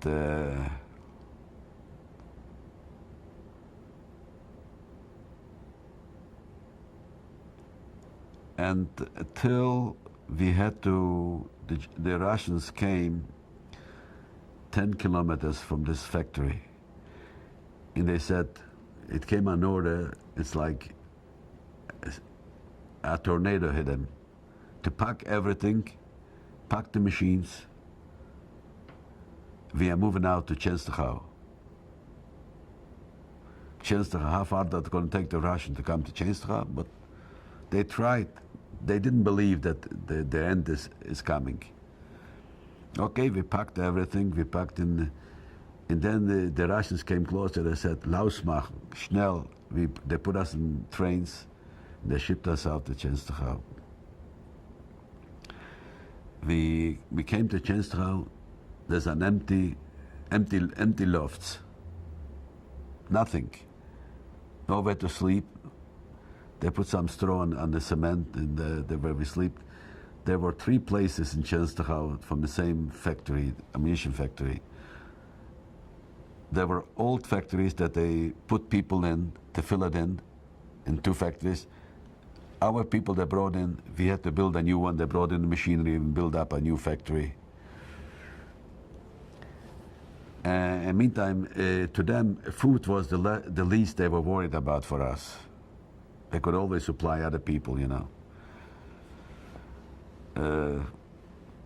We start putting in the machines, brought in, and he comes over to me. There was a boss, I call him a Meister, Procher was his name.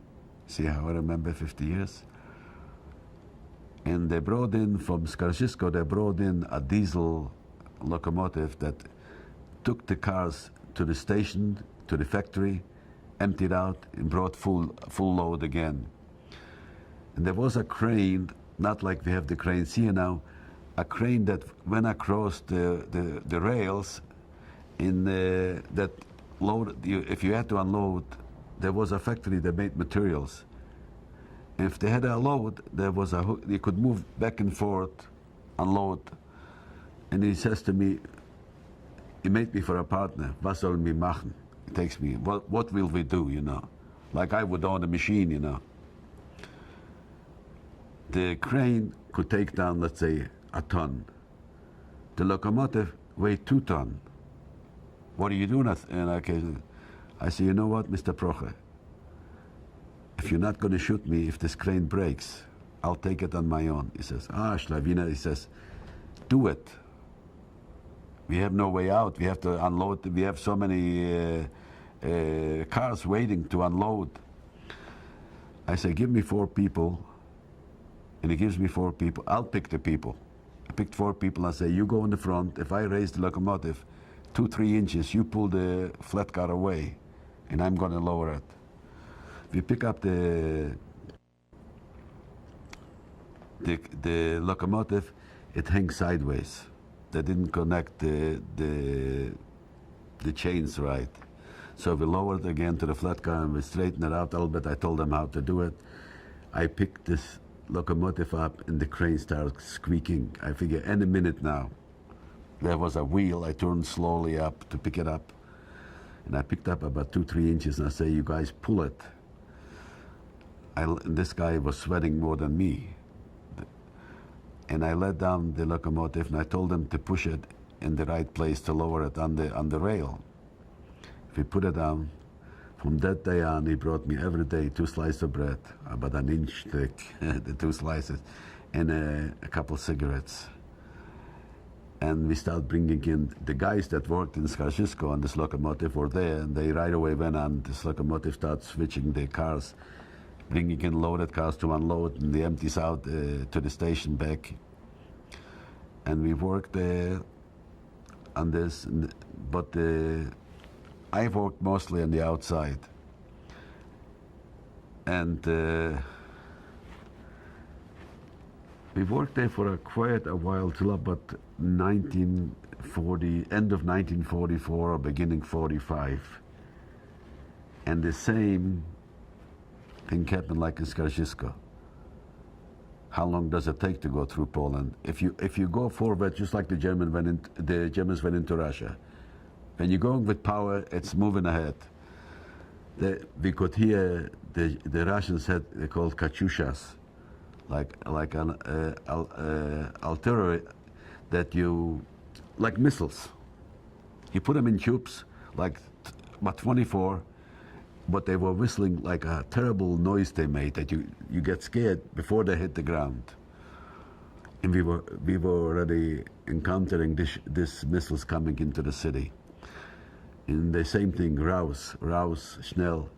As the SS were watching us, the Ukrainians, you could see Germans running with locomotives, hanging on to everything they could hold on to, running. And they put us in cars. First, they promised us they're going to take us to other factory. But when we came to the other factory, there was one assessment, his name was Buttenschlager, was standing at the front door, says, gleich to the train, straight to the train. We came to the train, the Ukrainians were walking around, they were afraid of the Russians, because they were countrymen. They put us we stayed till about 1 o'clock in the morning, loaded in trains, and about 1 o'clock, the train took off for Buchenwald. We came to Buchenwald. First of all, they picked up the police that were the real murderers, and they disappeared. You didn't see them anymore. And there were so many people. They were bringing in people from all over, from all the Polish camps, from Poland. And they assigned us to the barrack 52, and 12 people to a bunk. If you wanted to turn around, everybody had to turn around. And people were dying like flies. One morning, you went out to the toilet, they gave you 2 seconds. When you went to wash your face, you had no towel. You wiped yourself with the sleeve, but before the sleeve froze, it got stiff from the water. That's how cold it was. We were staying back to back to keep warm. We stayed in line for food or whatever to go to the bathroom. One day somebody comes in, they say they need a couple hundred people. They call it commando, to go out of Buchenwald. I say, I'm the first one out of here. They took us about a couple hundred people, and we traveled the whole day. We came in, it was dark already. It looked like Siberia. The snow, you just saw barracks and snow, just like Siberia. What was the work there? They stole all the machinery from all over Europe. They didn't. They were. Okay, we're rolling. We have 6 minutes. Okay. Go ahead. I'll have to backtrack here a little bit. I hope the people that see it someday will forgive me. When we came to Chenstochau, all the guards from all the camps had nothing to do. So we had to unload the things, some steel and other things. They were going around with dogs and hitting. You picked up heavy things that you wouldn't be able to move it today. 10 people would be able to move it. And that's why we talked about dogs. They used to tear pieces out of you. They just told them to go and get you, you know. Then I'll come back now on the tape where I was going. They took us out of Buchenwald. We came in at night to this camp, and I hear speaking French. And to me, French was a foreign thing altogether in those days. And I asked some people there, what language do they speak? He says, there was a German capo. He was a communist. He wasn't in the camps for years. He says, there's any Franzosen. They are French people. And mostly of the people working in the kitchen were all French. Well, when we came to this camp, they gave me some fresh clothes. And something was like paper cracking in my pocket. The pocket has always a piece of material on the end. And some people went probably to Auschwitz, to the gas chamber, that sewed in the parents, maybe somebody sewed in some money. So I took out about 10,000 francs. I didn't know what kind of francs there were. So I went to the kitchen. I said to the kitchen people, you are Frenchmen. Someday you'll go home. You'll have money. He says, but this money is not our money. This is Vichy money. You know, it was the government in Vichy. So I said, what do you care? The only thing you have to give me some more soup. It's not going to hurt you. I'll give you the money. So I gave him the money, and he supplied some food for about a month to get me some more food. I figured every little bit helps. Next day they took us to work. They took us down to this salt mine, the stench, you know, of the mine, and we had new bosses, new Germans there. And what are we going to do here? He says, we have to take down machinery. They were coming machinery from Europe, from all over into Germany. They stole all the machinery. But the salt mines didn't have enough elevators to bring it down, so we had to put them on straight up, the machinery. Every machine could have been 10, 12 feet. We had to put them up straight, take them down, and there was no work like today. We had to roll them on tubes for miles. We pushed them, and then you took from the front the tube, from the back the tube, and put it in the front, and that's how. And we worked there for months. And then the Allies bombed the factories that made ball bearings, because this was for the war, for planes, for tanks. I think it was Schweinfurt, if I'm not mistaken. They bombed brought in the machinery to the salt mine. And they put me to work to make the little balls. There was one machine that cut precisely, and the other one made it round.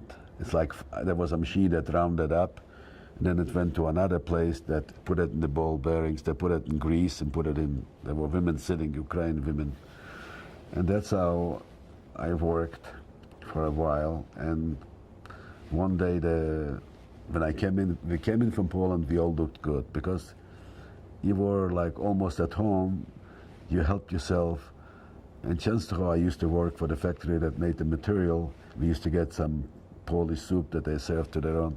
So we came in really not skinny, you know, like we became after. The boss comes over to me and says, Liber, warum every day, I'm going to say it in English, every day you're getting skinnier. I was afraid to say something. You know, those days they were so nervous. Shooting a person was like a fly on the wall. I say, what the heck? He's asking me, I'm going to tell him. I say, we're not getting enough food. I say, yes, but we're not getting enough food either. It's a war going on. I say, you ask me, I gave you an answer. So we worked in this salt mine for a while until the same thing happened. We could hear the artillery already. The French guys used to lie down on the ground and listen to the artillery. The ground was shaking. They used to tease the SS. You're coming to an end. So I walked over to them. I said, don't be stupid. To shoot you is just like shooting a dog right now. They're all angry. And one day, the Lagerführer, the top assessment of the lager of the camp comes over. We had the dinner, the big dinner you got, and he says, "Who wants some more food?" So in German they call this Nachschlag. Well, who doesn't want more food? I never ran, but you know, if you're hungry, take a chance. And about 60 people says, "Who wants more food?" Run to the kitchen. About 60 people ran to the kitchen. I was including me. We came to the kitchen, the front of the kitchen. Oh, he says, "You Verbrecher, you criminals," he says, "don't you get enough to eat?" I saw right away I made a mistake.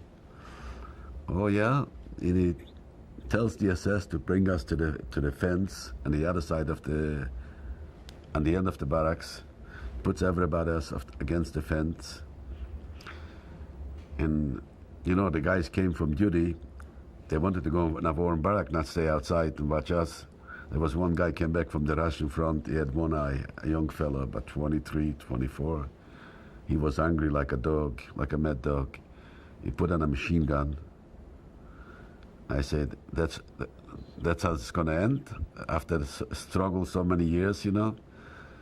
Somebody taps me on the shoulder, says, come here. Gives me a bucket of paint. Until today, there's certain things I can't understand. And gives me a brush and says, paint a cross on everybody's back. I'm going to argue with him. He has the machine gun.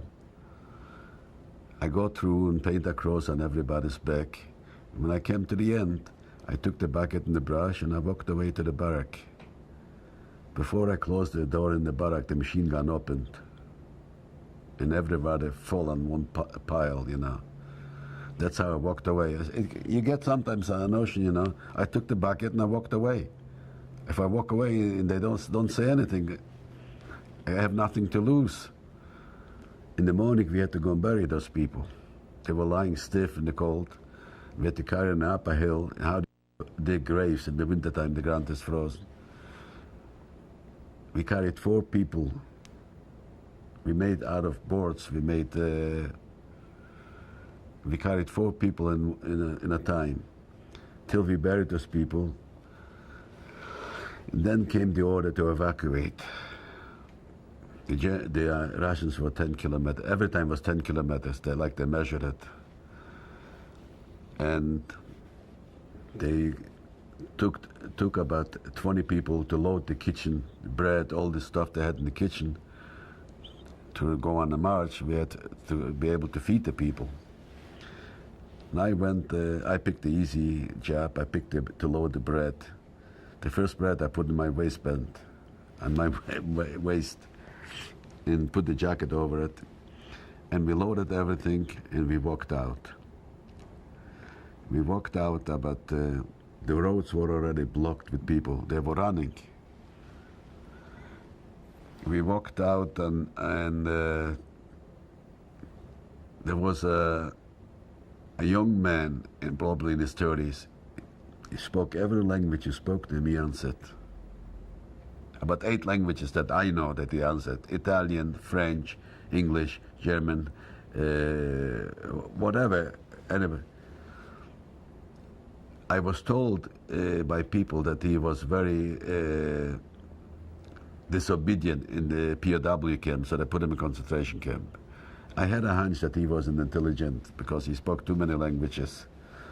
Now I know it. Before I didn't know what intelligent is, you know. They took him, they held him back, and they held back a barber, a Jewish fellow. And he had 2 shots. For what and for when, I don't know. Either they were getting crazy or something. These 2 people, this was the first 2 people that we lost on the group. And we marched a whole day and a whole night because they were afraid the Russians are coming closer. The roads were so blocked, sacks of sugar lying on the road, cows walking. I was tired of walking. There was a truck, so I jumped on the truck. I figured maybe it'll go ahead because I saw the end is coming, and I'll hide out somewhere for a day or 2. The truck was going slower than my group, so I had to get down again. I was afraid if they catch me, they were trigger happy. So I walked down, walked with the group. We came into a city. They put us in a corral. First of all, the kitchen fell in. We walked a couple of weeks. Every time we start cooking, somebody came and said the Russians are close. They spilled the food. And I was lucky. There was one assessment he gave me to carry the rucksack. You call it a rucksack?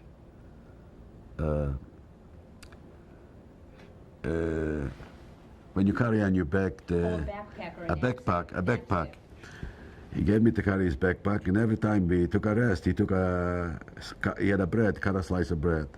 He cut a slice. When he walked away, I cut a slice for myself. And one day he noticed that the bread is shrinking. He says, "What's loose? What's happening here? The bread is shrinking." I said, "You want me to carry your luggage? I have to have some strength to carry. You take a slice, I take a slice." Then he took out he separated, he gave me the gun to carry, the rifle to carry also. He took out the, what you call it, the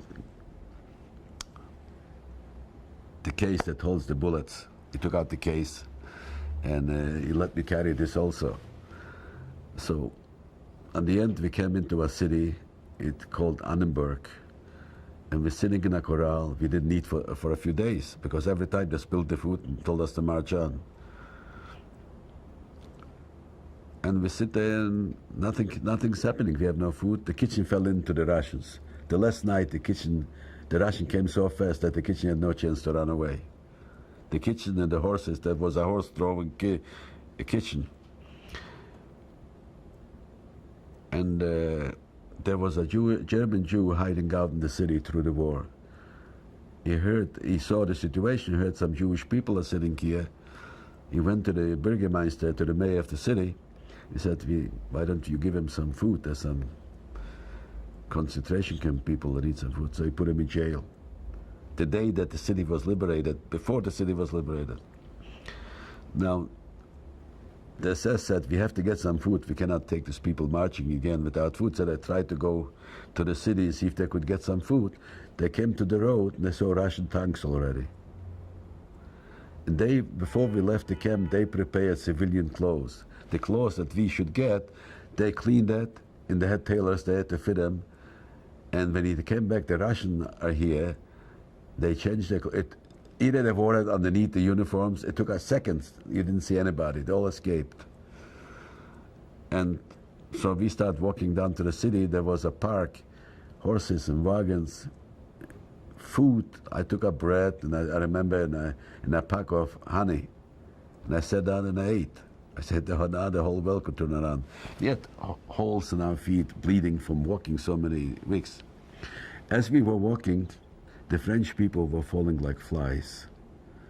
You see, in the camp, they had their own kitchen. They used to get more food than we used to get. And they also had a habit. They used to dig some kind of lettuce or grass from the ground with a spoon, with the dirt they used to eat, and they used to get diarrhea. And I figured it's better to be hungry, I'll survive, rather than picking this stuff, kneaded with dirt and everything. We started out with about 3,100 people. When we were liberated, we had 1,900. 1,200 people died on a few weeks on the way. We were liberated. We went to the city. We had to. So the city, they didn't know who the city was assigned yet. We had the Americans were spearheaded, and the Russians came in.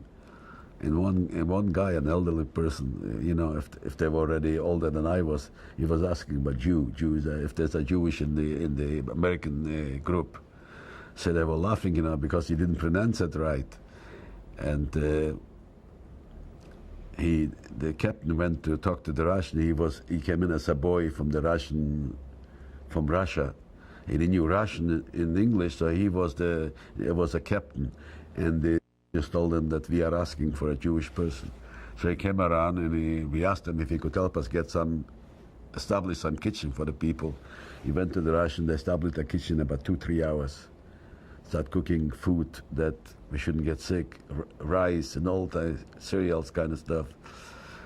And I stayed 2 weeks in the city, and I was restless. When you never believe that everybody's gone. So I say to another guy, you want to go back to Poland? We went back to Poland. The bridges were torn apart. We had to go on a stepladder down, a stepladder up. We came to Poland. From all the 5,200 people, we had 12 people sleeping on a floor in one room. Because we were working on the last tape.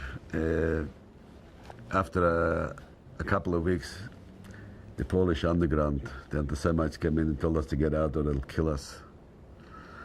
10 of us left, 2 stayed. They had to take back some buildings there in the city. They wanted to take back, they were shot. And I went back to Germany. I was told, somebody came in this group, they told me my brother's alive. So I went back to Germany. I found my brother, and I stayed in Germany 3 years. I couldn't take it anymore. So I registered to go to Israel in 1948 when they were fighting. My brother always told me, you always want to go to hell. Always where there's fire, you want to go. I said, you do what you want to do, I do what I want to do. Where did you live in Germany with your brother? We took away a couple of hotels, German hotels, and we placed the people. There wasn't a big amount of people there. It was a DP camp, right? Yeah, but there was an UNRWA camp there. I wasn't the police. Mm-hmm. Can you tell us about that quickly? Yeah. And I came to Strasbourg, mailed a card to my cousin that if she wants to come and see me, I'm going to Israel, and I'm going to be in Marseille, in Camp Shashama. She was on vacation. By luck, she came into Paris and she found the card and she came to see me. And she said, you're not going to Israel because you remained alone. You have to build a family. You're not going to get killed now again. You gave enough already. So she took me to Paris. I'm making it short. She took me to Paris.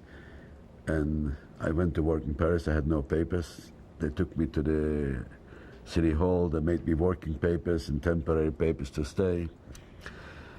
I stayed in Paris about a year, and my brother sent me papers to come to Canada. Your brother who had been in Germany? Yeah, he went. I couldn't wait. I was registered also, and we had papers to go to the United States. I didn't want to wait anymore.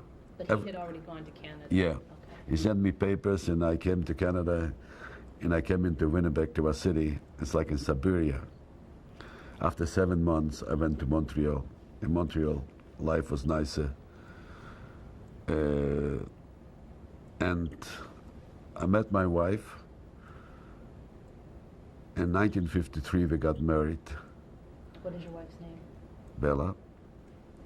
In 1953, we got married. I was still restless. I said, I don't want to stay in Montreal. I said, I want to go to California. I says, what makes you think you've never been in California?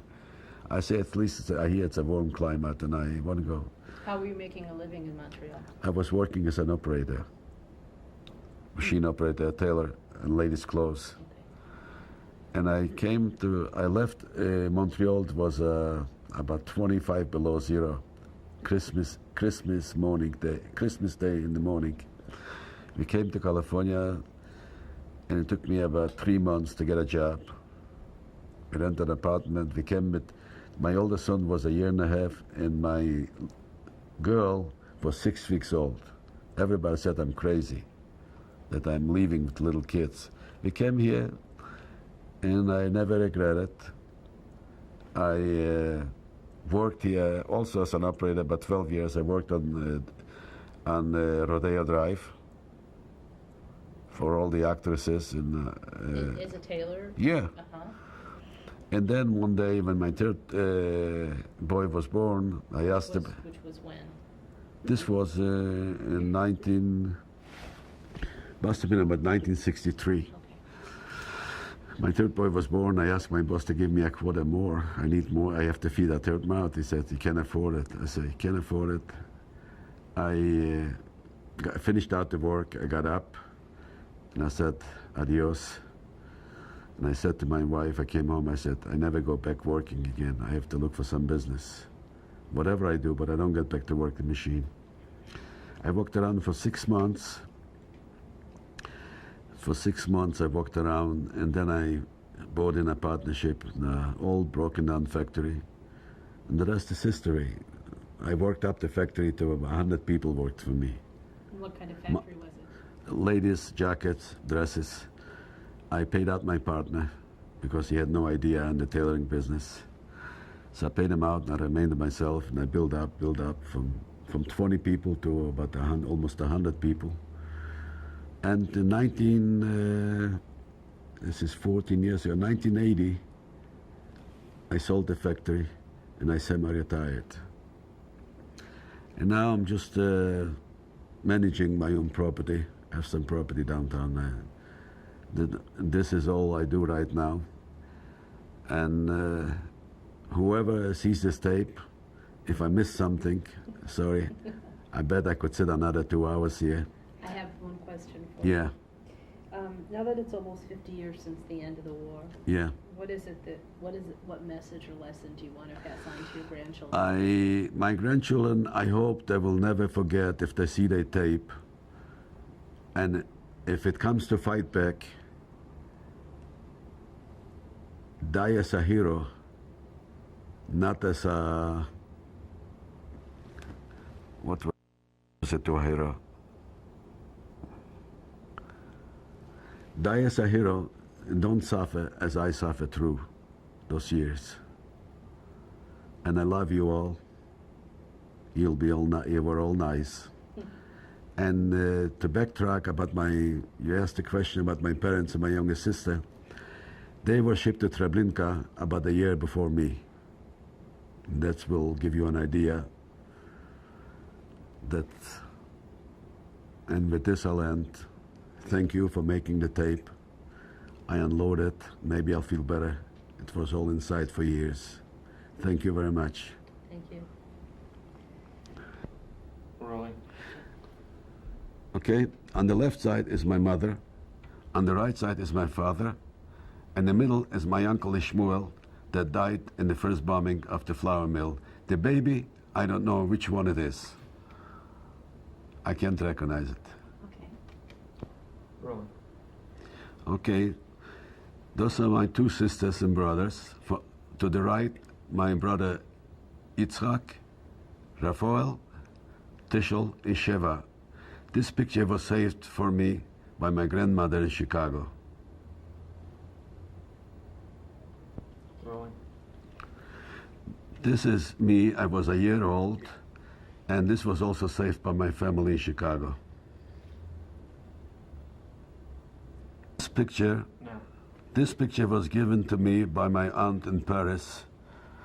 This is my uncle Israel, my aunt Cheryl, my cousin Tishel, and Marlene, Raphael, Moshe, Yitzhak, Shlomo. And what happened? I got them all. They all went to Treblinka in the same transport when I was there. Did They all died in the gas chamber. This is my mother, Shanel. This is my cousin Shoal. And this is his wife, which I don't remember the name. The picture was saved in Chicago, Which one is your mother? right in the middle. Okay. Rolling.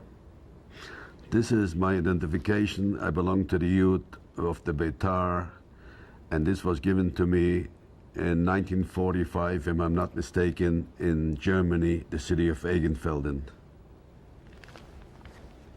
Rolling. This is my identification given by the Warsaw Committee as a fighter in the Warsaw Ghetto. Was given to me in Germany, in the city of Munich. This is my police identification in the UNRWA camp in Egenfelden, Germany. Explain what this was. Well, we had our own police in our camp. We were stationed, and we were guarding our buildings, and we had nothing to do with the German police. This was after the war. After the war, yes. People. Yeah, stay and don't make faces. Don't make faces. Okay. Okay. Okay, great. Now this is a great family. Okay, now why don't you tell us who everybody is here? Okay, who wants to tell from the back there? No, Because it's you, it's I have you. to look back. Okay. Sheldon here? Yeah, everybody. Okay, my oldest son, Sheldon. Raise your hand.